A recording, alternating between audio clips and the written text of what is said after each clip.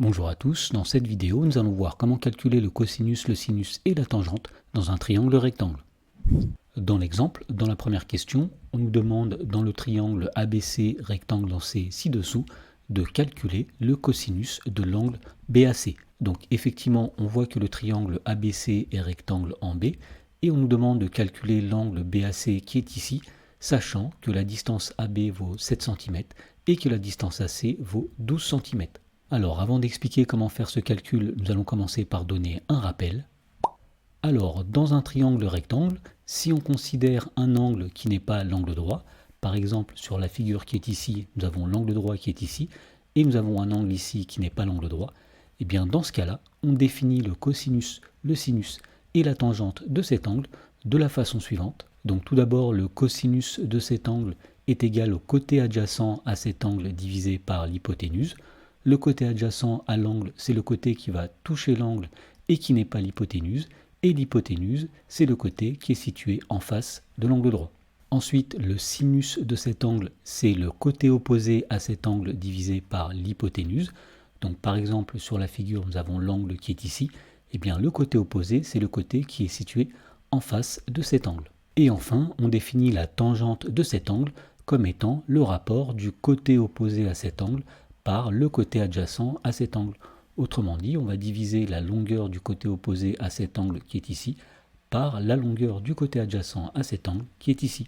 Alors, une façon de se rappeler de ces trois formules, c'est d'utiliser l'acronyme SOHCAHTOA, donc SOHCAHTOA, qui veut tout simplement dire sinus, c'est le côté opposé sur l'hypoténuse, cosinus, c'est le côté adjacent sur l'hypoténuse, et la tangente, c'est le côté opposé sur le côté adjacent. Alors, voyons comment utiliser ceci pour calculer le cosinus de l'angle BAC dans la première question. Donc, pour calculer le cosinus, nous allons tout simplement diviser le côté adjacent à l'angle BAC par l'hypoténuse. Autrement dit, le cosinus de l'angle BAC, donc c'est le côté adjacent à l'angle BAC, c'est-à-dire le côté qui va toucher l'angle BAC et qui n'est pas l'hypoténuse. Nous voyons ici que c'est le côté AB. Donc ici, nous allons mettre AB, que l'on va diviser par l'hypoténuse. L'hypoténuse, c'est le côté qui est situé en face de l'angle droit. Ici, l'hypoténuse est AC. Voilà donc le cosinus de l'angle BAC, c'est tout simplement AB divisé par AC.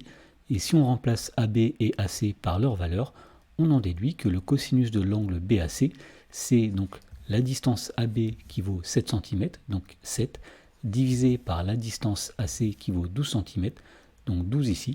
Autrement dit, le cosinus de l'angle BAC, c'est 7 sur 12. Dans la question numéro 2, on nous demande dans le triangle MNP rectangle en N ci-dessous de calculer le sinus de l'angle MPN. Alors l'angle MPN est situé ici, et donc pour calculer son cosinus, nous allons tout simplement faire le rapport du côté opposé à l'angle MPN par l'hypoténuse. Autrement dit, nous allons dire ici que le sinus de l'angle MPN, c'est le côté opposé à l'angle MPN, c'est-à-dire le côté qui est en face de l'angle MPN. Nous voyons ici que c'est le côté MN que l'on va diviser par la longueur de l'hypoténuse.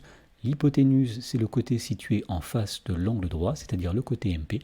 Et donc nous allons diviser MN par MP.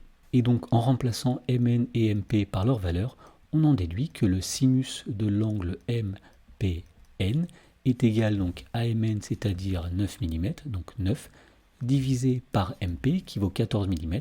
Donc ici nous avons 9 sur 14, autrement dit le sinus de l'angle MPN est égal à 9 quatorzièmes. Dans la question numéro 3, on nous demande dans le triangle EFG rectangle en F ci-dessous de calculer la tangente de l'angle FEG. Alors l'angle FEG est situé ici, donc pour calculer la tangente de l'angle FEG, eh bien nous allons tout simplement calculer la longueur du côté opposé à cet angle divisé par la longueur du côté adjacent à cet angle. Alors le côté opposé à l'angle FEG, c'est le côté qui est en face de cet angle. Ici nous voyons que c'est le côté FG. Donc la longueur du côté opposé à cet angle, c'est la longueur FG. Et on va diviser cette longueur par la longueur du côté adjacent à l'angle FEG. Alors le côté adjacent à l'angle FEG, c'est le côté qui touche cet angle et qui n'est pas l'hypoténuse. Nous voyons ici que c'est le côté EF. Donc nous allons diviser ici par EF. Et donc on en déduit que la tangente de l'angle FEG, c'est tout simplement donc la longueur FG qui vaut ici 3,1 divisé par la longueur EF qui vaut 1,8. Autrement dit, la tangente de l'angle FEG est égale à 3,1 divisé par 1,8.